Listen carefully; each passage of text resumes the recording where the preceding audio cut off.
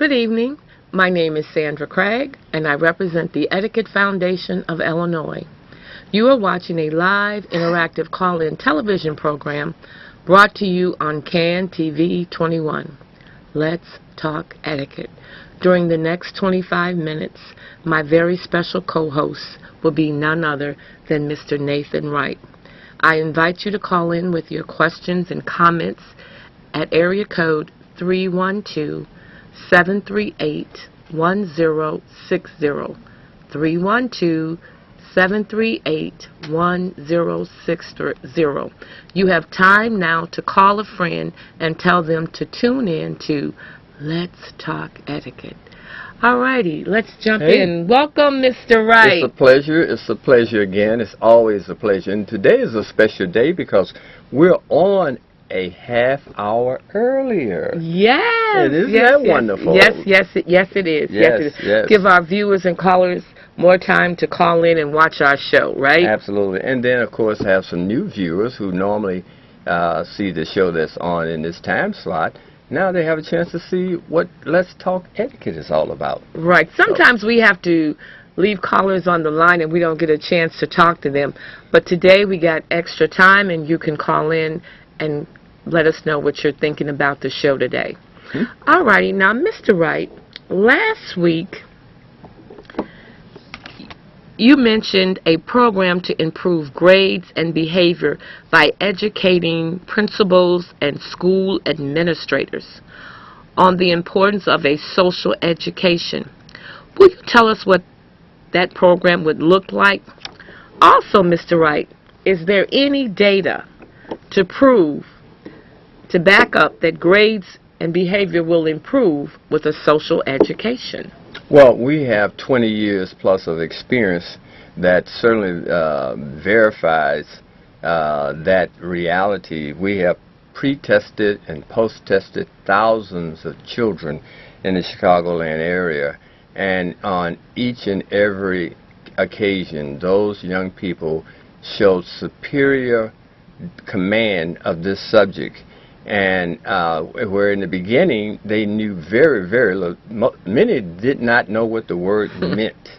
And at the end of their sessions, they were so astute on this subject. They understood exactly what to do and how to do it. And they did it with vigor. They did it with, energy. They were happy to be polite and to be courteous and to give consideration to another person. The smiles on their faces told you that these young people understand. They understand how to be human, how to be civilized.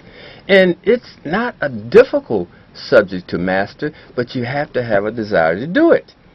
And so the data is clear and replete, and we have documentation going back more than 20 years that this is a great subject. And in fact, today, would you care to share what happened today at Lincoln Elementary in Bellwood? Could you just share some of what happened there today with your students? This is your first day. Yes, this was my first day at Lincoln Elementary in Bellwood, Illinois. And I can't tell you how well I was received by the staff and the students. Yes. The young people, they were just so excited about the information that I shared. They're eager to learn. They want to be disciplined. They want to know how to behave and how to conduct themselves. Yes. And they participated from the beginning to the end of class. Yes. And the teachers. Please share that part with I us. think the teachers must have said, "Thank you, Miss Craig," about at least 8 to 10 times. I mean, within that, and I only had an hour class. Right. But within that hour, between 8 and 10 times, I heard, "Oh, thank you. Thank you for coming. You will be back. Yes, I will be back. Thank you, Right. thank you, thank you." I was like, okay, I get it. And what about in the office there? What did the lady in the office think? Oh, well, I'm there to teach the first and the second graders, but it's apparent that they have more than one first grade class. Yes. And she was making copies for me, and she said, well, this is not going to be enough copies for all of the first grade classes. I said, oh, I'm not teaching all of the first grade classes, just one, yes. and one second grade class. Yes. And she looked like I really were hoping you were going to teach every first grade class. I got right. the message, right. but anyway, we'll see what happens. But the students, they loved it. They were wonderful. Yes. They were in love with me the first day, and I was in love with them. You know, the little people are my favorite. Right. I teach etiquette to adults as well, but the little people are my favorite. They fall in love with you immediately on sight. They were in the hallway for lunch, and you know, because this was my first day, there was many people in the hallway that knew that they hadn't seen me before. Yes. So they were wondering, why are these children running up to this lady and hugging her? Right. And they only met me 45 minutes before that.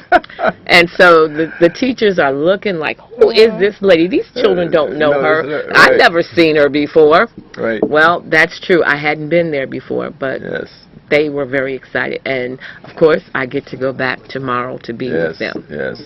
And that's normal. That's common. That's at that age, they haven't learned to be manipulative. They haven't learned to distrust. They still have love in their hearts. And at that age, they just want to show you how much they care. And it's innocent. It's genuine.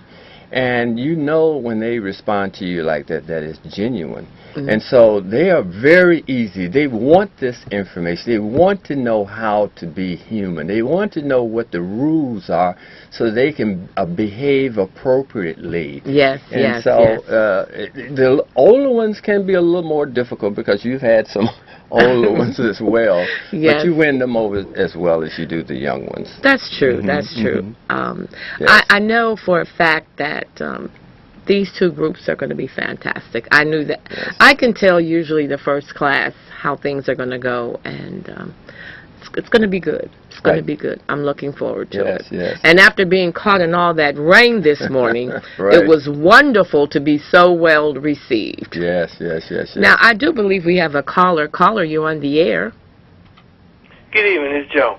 I understand what you people are saying in terms of etiquette training at school, but in some neighborhoods, there's challenges in terms of social problems. And you got teachers that are worried about their jobs because they have these students in there for so many minutes or hours of the day, and they're trying to push certain things on them to learn in the classroom because a lot of them is not studying at home.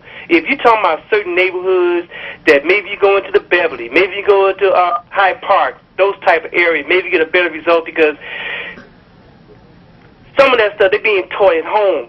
But at homes that they don't be teaching that, teachers are worried about keeping their job. They have their house mortgage. They got. Well, Joe, I understand the point you're trying to make, but I have to disagree with you on that. There is a problem in certain communities, but generally when you're talking about first graders, kindergartners, second graders, regardless of the community that they come from, those children genuinely care. We taught down at Carver in Argyll Gardens, and that is probably one of the worst areas in the city when you're talking about the socioeconomic condition of the people there. But those children were so great. I mean, we taught at the end of the session, we had a dress-up tea party for those children. Joe, I guarantee you, had you been there, you would have been amazed. Yes. We taught them how to waltz, yes. to actually waltz. And the parents just went berserk when they saw their children out there waltzing around in a circle.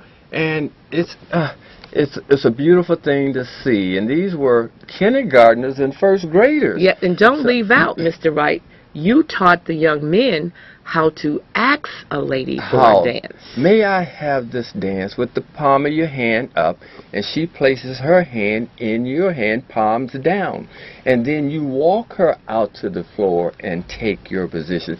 Those young men executed in such a way, and then of course they have to bow. May I have this dance? And it's the way you say it, and the young girls, they smile and say yes, and it was a beautiful. We videotaped it. I enjoy watching it today. It's just it's a wonderful thing to see our young people have such control and mastery over their conduct. And these are the kids who are supposed to be failures, the ones that are supposed to be forever in poverty, in public housing and in the prison system. But no, I disagree, Joe, with that analysis. Okay.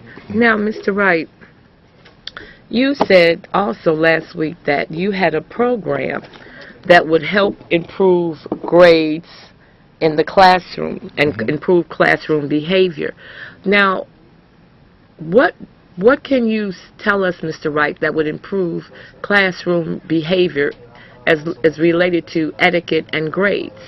Well, this particular program is directed at principals and administrators of our school districts. And the reason we believe they need to be educated is because they're the ones who are most resistant to us coming into the schools and teaching. Now, you would think because they have, high intelligence and they have doctor's degrees and master's degrees, you would think that they would basically understand that this is basically fundamental to all human beings and that they should want their young people to have this kind of education. But they're the most resistant. I mean, I've sent letters to Miss Bennett down at CPS several times, never got a response. I mean, I practically begged the lady to just listen to me, give me 10 minutes of her time. Never got a response from her. And so today, the teachers understood. The teachers in the classroom know the benefit. They were so happy today to have you there. And so I have to say you're right, Mr. Wright. The teachers want it. I know we've had some difficulty getting the principals to let us in the schools and help the children and teach them etiquette, but the teachers certainly don't feel that way. I had left the classroom. I was leaving the building, and one of my teachers came in the hallway. She was going into the office, and I was exiting the building. And the first thing she said to me was, "Okay, Miss Craig, I want to tell you, thank you again, thank you." I said, "Okay, you're welcome, and I will see you tomorrow." Right, and it's because basically they know if they're going to educate and if they're going to teach, they need a self-disciplined group of students to do that. Yes. They need the students to understand how to behave and not be disruptive. And when a teacher's trying to teach a lesson, and those who tried to teach lessons, but you're constantly getting distracted or you're constantly having outbursts, then it's very, very difficult to teach that lesson. And so they understand.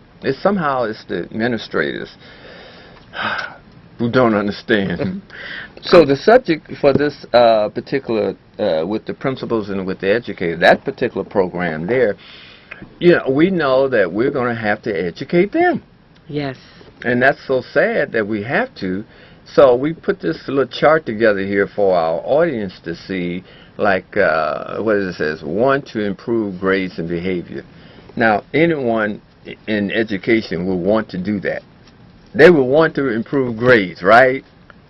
What is the purpose of school if you're not improving the grades?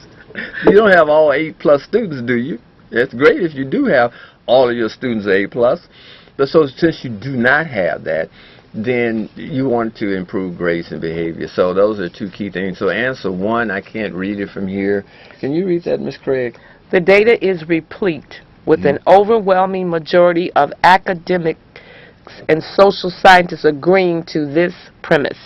Yeah, they understand that this is related and is connected. And so answer 2 is grades will improve when... Grades will improve when students are taught self-control. Okay, and what's 3? That was 3. Okay, 4? Grades will improve when students are taught social and moral values, respect for one another, character, and integrity. Yes, and the 5th one? Antisocial degeneracy will diminish, including crime and violence, when public school children are educated in etiquette. That it will diminish significantly. Now, look at the last 30 years, Ms. Craig. What has public education done? When you look at the end product, okay, you have to look at the end product to say you have accomplished something. It's like on an assembly line for building a car. You really have to put the whole car together and then test it. So when our children graduate from high school, that's the testing time. Yes. That's the proof that what they've learned has some benefit. Right. Okay? And Correct. so what has happened? Unemployment has gone up. Prison inmates have gone up. And these are all 99% public school students. In the prisons today, 99.9% graduated or dropped out of a public school. But the crime rate is going up. So who should be blamed? Who should take some responsibility, Ms. Craig? Well, you already know the answer to that one. I believe we have a caller. Caller, you on the air. Yes. Good evening, guys, and Good how evening. you doing? Fine. And Mr. Wright, I heard you told Joe that I also totally disagree with what he said, but that was his opinion, and I've heard that opinion for the longest.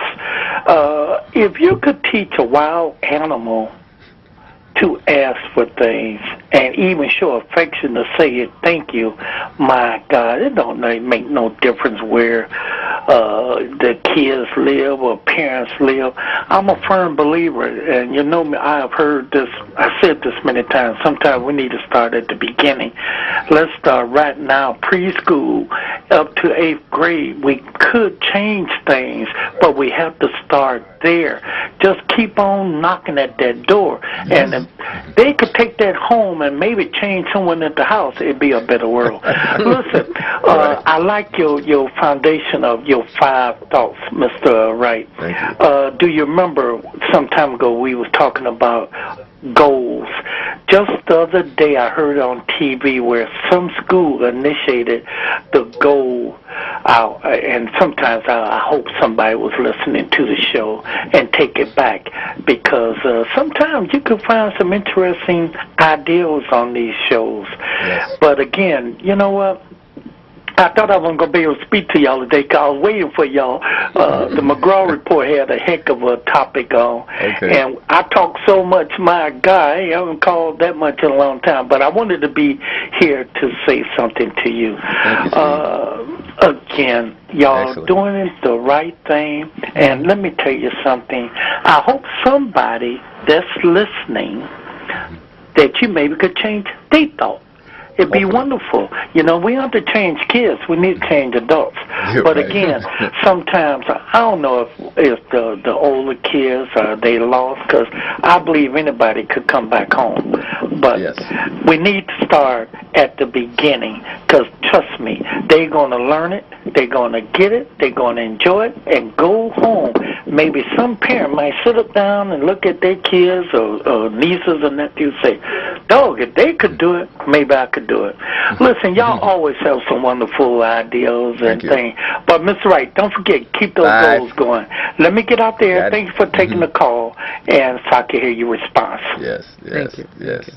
Yes, well, Steve, 5, I have that in the curriculum. I think that's in your 6th and 7th session, the 5 goals that Steve talked about. So we're including it, Steve, in our 5th and 6th session at Lincoln Elementary. Yes, yes. I believe we have another caller. Caller, you on the air? Hello. Hello. Yes, my name is Sidney Brooks. How y'all doing today? Good. Fine. How are you? I want to say thank you for coming out and doing this. One day, if I win alderman, I'm going to bring you to the 7th Ward. I want the whole 7th Ward to have this. Oh, wow. Wonderful. Wonderful. We'd be more than happy to come. Yes, and I would like to leave my number with someone so you can give me a call back. Just give your number now, and our telephone person will write it down. Okay, 773-818-2512. And your name again? Sidney Brooks. Mr. Brooks. Okay.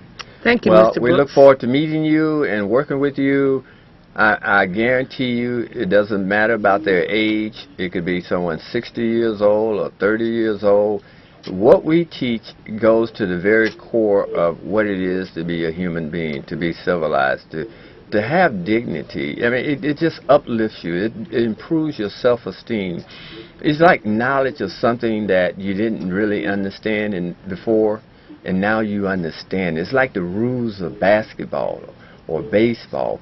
You can't appreciate the game unless you know the rules and are willing to adhere to those rules. Yes. And obey those rules and follow those rules. Then it becomes an intellectual exercise. And so we're so amazed at our basketball players when they do some of the things that you say, why did they do that? But then when you think about it, it made all the sense in the world. It was so creative. You know, it's a very intelligent game. Yes. Basketball is. And so, yes, that's what we are trying to do, and I think we're doing an outstanding job. And I have to commend you again, Ms. Craig. Thank you. You're just so amazing. And I'm going to sit in on one of your classes at Lincoln. Okay. Well, just wait a minute, because I have to get them. Sessions. Yes, a few more sessions, and then we'll invite you in. Okay, great. Okay. Yes. Alrighty. Now, Mr. Wright, you recommend that high school principals should be required to, number one, get acquainted with the employers in his or her school district. Why do you say that, Mr. Wright? Well, to me, it's like this. If I have a product and I'm trying to sell my product, if I'm selling insurance, I'm selling cars, it's always, I think, my responsibility to take my product and take it out to the community and introduce it to the community. And if I'm an educator, a principal, then I should be willing to go out into the community to see what jobs exist, what companies are out there, and what are they looking for. I can go to ABC Corporation and say, sir, my name is Nathan Wright, and I'm the principal of ABC High School. I would like to know, what do you need my students to learn? What's important to your business bottom line? I want my students to be proficient and qualified to come and work to help you succeed. Tell me, what do they need to learn? And see, this is what a principal should be doing. We're paying them a lot of money, and they are not doing that. And we want to encourage our principals to take another stance, get out of the classroom, get out of the school, go into the community, find out who are the employers, and then say, I'll have 2 students for you next year. Or I'll have 5 students for you next year that's going to be competent, that's going to be qualified to work for you. Would you hire them? Would you consider giving them an opportunity? And I'm certain most employers would be more than happy to give that principal the kind of support that principal needs to do his job. Yes, I agree. Mm-hmm. And that would also give the students an opportunity to see that what they're learning in school is going to be used once they leave the school. They're going to be able to be gainfully employed as well as continuing their education. So Absolutely. I think that's a very good idea, Mr. Wright. Thank you. We have a caller. Caller, you're on the air now. You asked a question, Mr. Wright, and I want to answer. You're talking about who is at fault. Part of the fault is the parents, and what they should do is make the parents sign a contract. That would do a lot more good. If you look at all your good private schools, guess what? The parents have to sign a contract. In some ways, the public school is fine. If you got your child in a select enrollment school when they have to test in, guess what? That's where they put all the pedigree school, and then all the pedigree students. And then you look at the neighborhood school. I'm sorry to say it, that's where the mutts go, and that's the way it is. They should make these parents sign a contract, and when they don't follow the contract, there should be penalties. Well, Joe, I have to disagree with you again on that one. Well, first of all, I mean, what is a contract? For instance, if I go into a car dealership and I sign a contract to purchase this car, but I'm unemployed, okay, and I can't pay. I may lie on my application, but I can't pay for the car. Okay, you first have to educate the parents on how to parent. That's the first thing you have, and that has to be something you want them to do voluntarily, not under some contract or some stipulation where they're going to be penalized. If they, and we know this for a fact, 90% of the parents we've had contact with want to learn this discipline so that they can teach their child. And we have parent programs in a number of schools. We've had them in the schools before. The parents love us. They take what they learn from us and go home and reinforce it with their children. But we've been very successful with that, Joe, and that's really the solution. The parents, if given the opportunity to learn how to parent, it's like learning how to drive. You have to get a brew book and study it and practice, and then get behind the wheel and practice driving in order to be get a license. And you know, the thing about parenting is it's on-the-job training, you know. And for most of them. For most of it's on-the-job training. If you've never been a parent before, there's going to be trial and error. Yes. Now, you may do better with the second child than you did with the first child. That's because you had some practice. Yes. But I can just tell you this today. The teacher told me, after she thanked me for the 6th time, she said, "I just want to tell you, Miss Craig, everything you said today is what I've been saying to my students since school started." Right. And so just think how awesome that would be for me to be telling the students what she's telling them, and then the parents to be telling the students the same thing.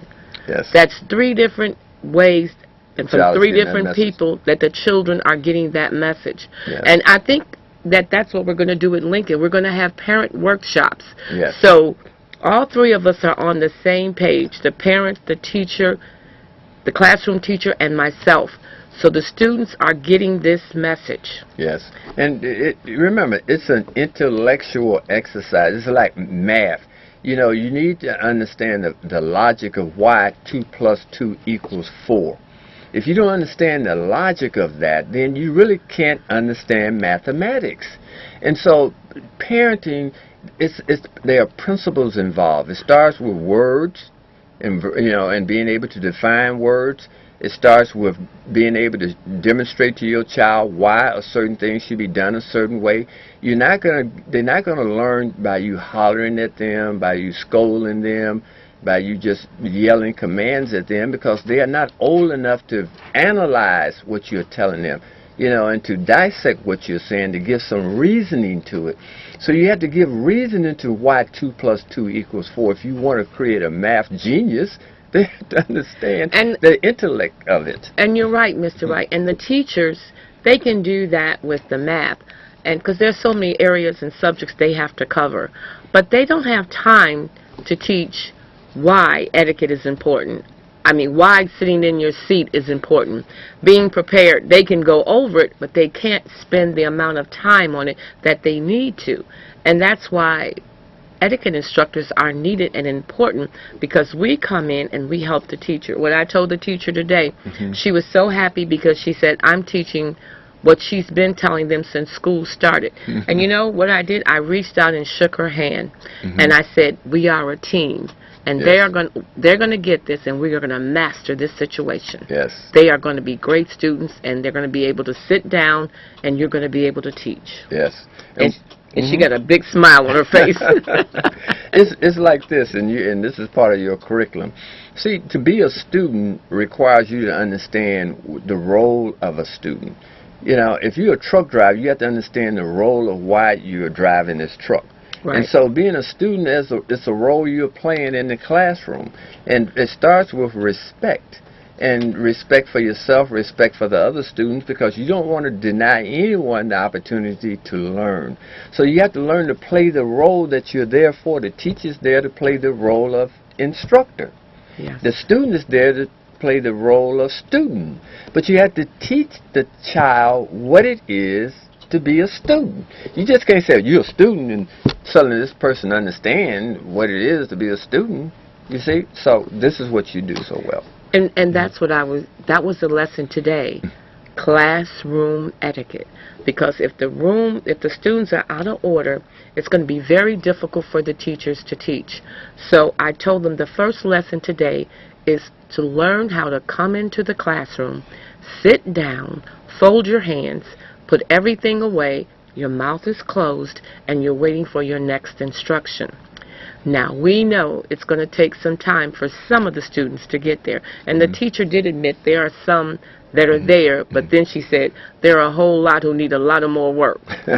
She said a whole lot of work is what she said. Yes, but I know by me coming twice a week and practicing with them, and we're actually going to do some drills tomorrow on coming into the classroom, taking their seats, putting their things away, folding their hands. We're just going to do that. And they have to master that before we can go on to anything else, because if they are not sitting and they are not prepared and they are not quiet and they're fidgeting all around, it's going to be virtually impossible for her to teach. Absolutely. Or myself. Yes. So after meeting them today, I know that that's where I'm going to start with one of the groups. And I could give you the same premise with basketball. If I'm starting a basketball camp, first I have to teach them how to dribble. I have to teach them how to pass the ball. And then I have to teach them the rules of the game so they understand what they're doing. So it's the same thing with being a student. You have to teach that person the rules of being a student, the role that they are playing, like how to enter a classroom. Yes. What are they to do once they're in the classroom? Yes. And so we're teaching them how to be students in the classroom. And once they get it, it's like I can pass the ball now. I can bounce the ball behind my back. Yes, I've got it. I got it. I've got it. Yes. Okay, now, Mr. Wright, I believe we have a caller. Caller, you're on the air. Oh, I think we lost the caller. Okay, Mr. Wright, I'm going to go to number 2. Determine what kind of applicant they are hiring and what skills the applicant will need to be employed. Now, you said these are things the principal should do. Right. Number 3, determine what academic skills, including government agencies, his or her graduating students will need to qualify for jobs with those businesses in the district or region. Right. Now, I think that's very important, Mr. Wright, because if I know that I have an opportunity or a chance to get a job with a government agency, I am going to be doing everything to get myself prepared to do that. So I think that's a great idea for principals. Now, have you spoke to any of the principals? How have they responded to this? Not as of yet. We're developing the program, and we're just introducing the program on our show this evening. But the principals should know within a 10-20 mile radius, all of the businesses in that community, how many possible jobs are available. If it's a government agency that's in the community, maybe children and family services, you know, how often do they hire? How many people are they looking for in a given year? And so you want to be able to supply your students or prepare your students for that particular agency. But you have to get out and find out who's out there. You can't just come into the community and be a principal in the school and that's all you do. I mean, come on now. You have a responsibility that goes beyond that child graduating from your school and that your hands is through with it. I'm through with them now. They graduate. I did my part. No, you haven't done your part. You know, prepare that child properly. And there are still some thriving businesses in the neighborhoods. Unfortunately, when our young people get out of high school, they really don't have any like immediate work to look forward to. Something maybe like a fast food restaurant. But of course, we know they're going to go on to college. But it's been my understanding that even some students that go to college come out of college and still can't get a job because they said there aren't any available, and they tell me the new thing is you're overqualified. Right. but I'm referencing not the college graduates, but I'm referencing the high school graduate, because many of those young people do not go on to college. They may go on to a junior college, but they do not go on to college for a four-year degree. And so they need to know what is going on in the community in terms of employment. That process should start at least by their sophomore or junior year. Yes, I agree. I agree. Now, Mr. Wright, I believe we have a caller. Caller, you're on the air.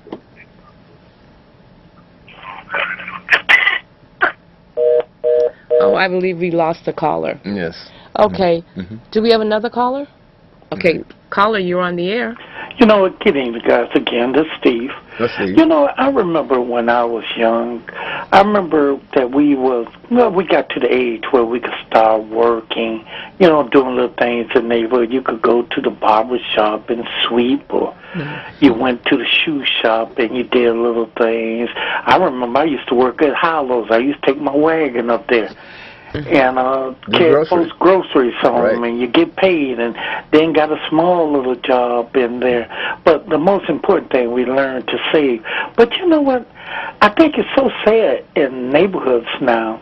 Well, you don't have those kind of neighborhoods anymore like what it used to be, but we know what kind of neighborhoods the store owners, and they seem like they just won't hire people. They won't hire them to do anything or sweep. And then I wonder, do half of them really want to work? So that's a sad situation. Mr. Wright, you just said something that brought back memories. I knew a guy, he was a mechanic, and couldn't read, couldn't write, couldn't count money. He had his first child, and his wife started helping him out. That man, he know a wrench, you know, the sizes. I'm not a mechanic, so I don't even know. But she taught him his numbers by using the wrenches and fraction. And there was a time fraction used to be a very hard thing, probably for some adults. Sure. But he learned his fractions. He learned how to count the money. She sent him back he went to school, got a little GED and whatnot. And I think he was something like 30, 35 years old. And I saw that man before he passed. Had a good job, had money in his pocket. And he pulled the roll down. He said, Steve, I could tell you how much money I got in my pocket now. So, you know, it was a joke. It really felt good. So those saying, just because you didn't get it when you're young, listen, when you're old, you can still get it. You can learn how to treat people. You know, we listen to y'all every week, and you talk about kids. Well, let me educate you some real quick. There's some people probably call this show need your services. So sometimes we need to think about doing it for adults. We do. It's just something to have. And listen, do you think adults going to admit, I need some equipment? No. Well, some do. It's just something to think about. Yes. All right, take care. Thanks, Steve. Thanks for calling back. Yes, some adults do. We do an ex-offender program, and these are all adults up to their 40s and 50s. And they are so excited when they get this. When they get it, it's like a light bulb goes off in their head. And they understand, oh, this is all I need to do. This is how I need to be and how I need to act. And they absorb it just like the children do. But back to the principles, you know, it's a responsibility for the product you're producing. If you're trying to produce really competent individuals who are qualified to be employed in some of the local industry, then you should do everything you can to see that young person get that opportunity. And at the end of the day, you're going to benefit because there's someone you help get a job. You help become employed. Yes. And it doesn't have to be a high-paying job or anything of that sort, but the person in the school will be so much more happier knowing that their principal is out there really trying to help them. Plus, the company owner is going to sit down and listen to you. They're not going to say, oh, I don't want to talk to that principal. I don't have anything. They will listen to you if the principal come and make that appeal to them. That owner will say, okay, he's not likely to say, no, I'm not interested in any of your students. I don't have any jobs for them. He may say, okay, I'm interested. If they can come in and pass the entrance exam for one of my positions, I will hire them. That's what he should be trying to get that owner to say. Yes. Yes. So it's a new evolution for the role of being a principal. We're going to make them do something now. I'll try to at least. Okay. We're going to go down to number 4. Identify senior students that have the academic skills to qualify for the employment opportunities in the school district. Yes. Yes, that's something that the principal should be doing. They should know what students are academically qualified for the given jobs in the district, and therefore he can help them move in that direction if they want to become employed at that particular company. And so if they're not doing that, pairing up their students with the opportunities that are out there, then they're not doing their students a service at all. Because at the end of the day, what is it about? Being employed. Yes. Or creating your own business, but you need to have the knowledge to do that. So it's either self-employment or employment. So if I'm a principal, I want 99% of my students employable. And so, you got to do the work to do that. You just can't sit back and, and just think that because you having them take this course and that course, that's going to translate into a job. You got to connect the coursework with the requirements of the business that they may be able to be hired by. See? So yes, it's not complicated. Yes. Now, Mr. Wright, let's go to number 5. Asks businesses to interview and test students 6 months in advance of their graduation to improve their chances of being hired. Yes, that's so important. If you're a senior and you're in your last half of your senior year, the principal should be assisting you in identifying those companies and businesses out there that you could be and should be trying to develop your grades and your skill sets so that you can apply if you choose to. Okay? And so it's giving you opportunity, even though you may be planning to go on to college, but it's still, I think, the principal's duty to create as much opportunity as he or she can for his students. That's not complicated at all. I think that's a very good idea, Mr. Wright. And it would also give the students something to look forward to. Yes. I believe we have a caller. Caller, you're on the air.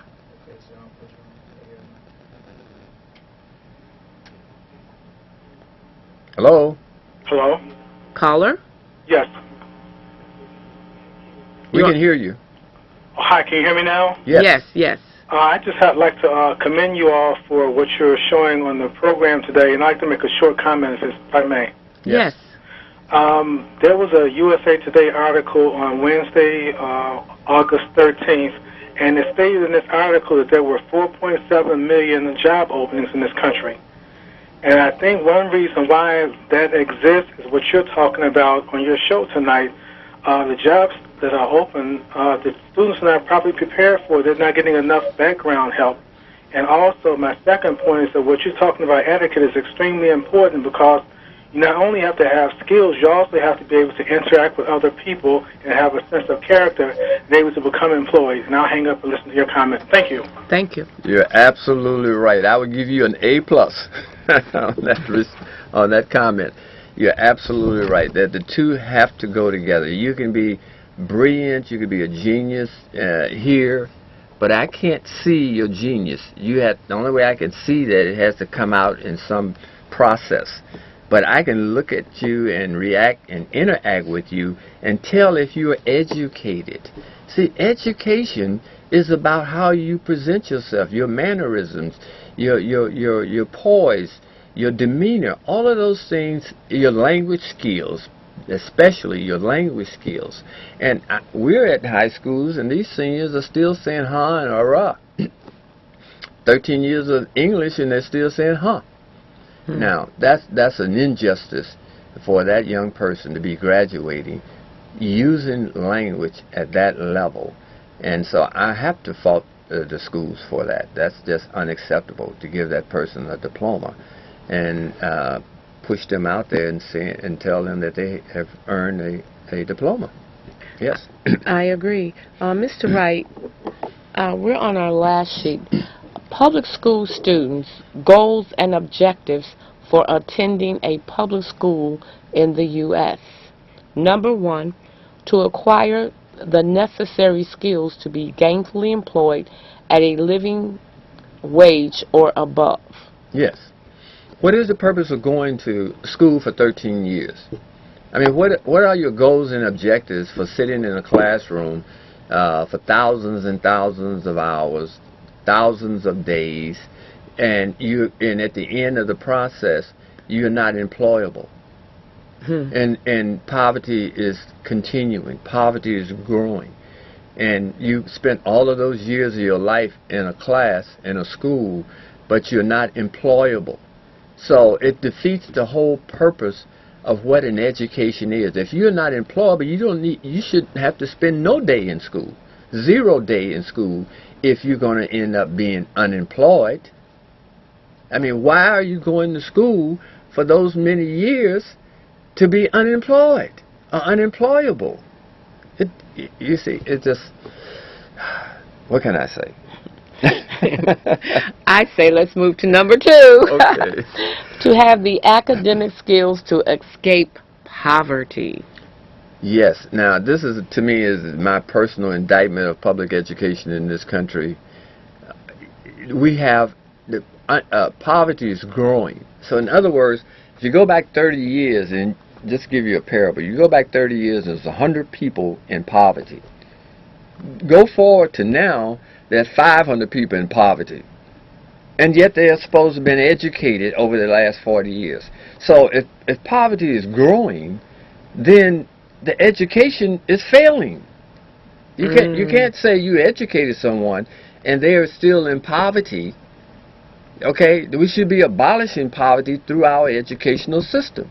But you have to train, you have to teach the students to be employable at a skill that's a job exists for.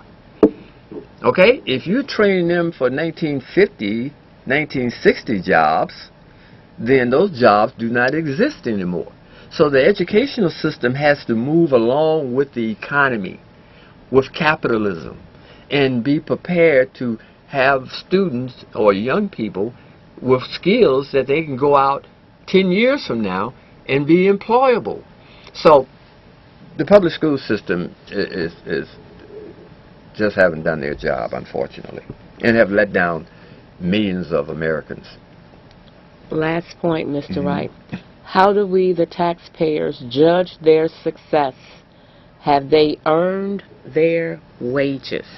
Yes, we're talking about the principals, the district superintendents, and unfortunately the teachers are just caught in the squeeze on this whole thing.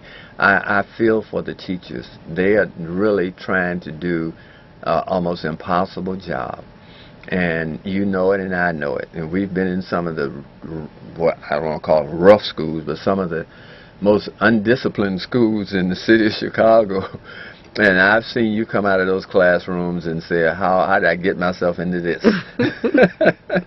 But even with those schools and those students, they have actually cried when you told them the program was over. You know, and that's amazing to me, you know. And you're leaving, you're not coming back? And I go, you want me to come back? You gave me such a rough time. And, you know, and I thought they weren't listening. They were listening. And, you know, that's another thing I found out. Young people, you can think they're not listening, they're not paying attention, and they're not interested. And they are. Yes. I mean, because the one group I had over at King High School. Okay. And these young ladies were in a group, and I was teaching them proper etiquette, how to walk, how to sit, and they were going to be in a fashion show to raise some money for a charity. And I'll be honest, I was glad when the classes were over. It was very challenging. And then, like on the last day, they walk up to me and hand me an invitation. Right. And I say, now who is this for? Because I didn't believe it was for me. It was an invitation to their event. Yes. I said, you want me to come? Yeah. I said, really? And they said, yes, yes, yes, we want you to be there. Right. I said, oh, wow. And all the time, I thought you didn't like me and you wanted me to take my etiquette book and run. But they were listening. And then their parents came up to me at the event and was saying, my daughter was just telling me all the things you taught her. Yes. I said, really? My head was just moving from side to side because they gave me no indication that they were listening or that they were interested. Yes. But they were. Yes. So just got to keep at it. And I thank God that He called me to do what I'm doing, and I don't want to do anything else. And I went to that fashion show, and they did an outstanding yes, job. They did. Oh, yes, my they God. did. Yes, they did. They walked like they were professionals, and you know, the whole everything. You gave them such power and confidence, and that's what you really and they did. gave me power and confidence too, because I didn't know they were listening or Right. they were interested, Right. because they were just acting like they weren't, but actually they were. Yes, You know, yes. so I don't know, Mr. Wright. You can always tell by Yes. just what you see. What you see, yes. Yes. Do we have a call? Okay, well, Mr. Wright. Okay, Mr. Wright, I want to thank you for being my guest tonight. Okay. And I appreciate you coming. I want to thank our callers and our viewers for tuning in to Let's Talk Etiquette tonight. Please tune in again next week. We will have another special show planned for you. And call a neighbor and a friend and tell them to tune in to Let's Talk Etiquette. Have a nice evening, a blessed weekend, and remember to practice your etiquette. Good night. Good night.